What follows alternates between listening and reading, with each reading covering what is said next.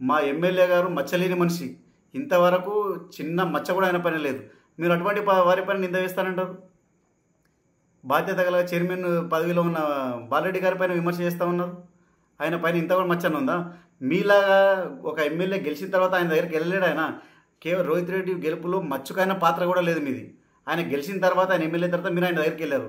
మీరా వెన్నుపోటు పొడిచింది, లేకుంటే మనోహర్ రెడ్డి గారు వెనకాల ఉండి ఆయన గెలుపులో 6 నిమిషాలు పాటు పడ్డ మా కాంగ్రెస్ కార్యకర్తలతో పాటు మన బాలరెడ్డి గారు కూడా చాలా కష్టపడి ఆయన గెలిపించడంలో ముఖ్య పాత్ర పోషించారు.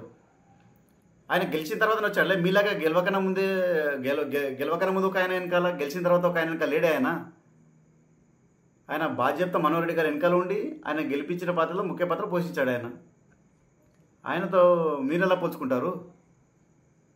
ఖచ్చితంగా తాండూరు విషయంలో మనోహర్ అన్న పాత్ర చాలా గొప్పది. ఆయన అంటూ ఒక ట్రేడ్ మార్క్ తాండూరు విషయంలో, అభివృద్ధి విషయంలో. మనోహర్ అన్న మీ 10 ఏళ్లలో చేయని అభివృద్ధి ఈ 10 నెలల్లో చేస్తున్నాడు. మాకు ఇంకా 4 సంవత్సరాలు ఉంది. తాండూరు దశ మార్చే ఏకైక వ్యక్తి మనోహర్ అన్న. రాసి పెట్టుకోండి.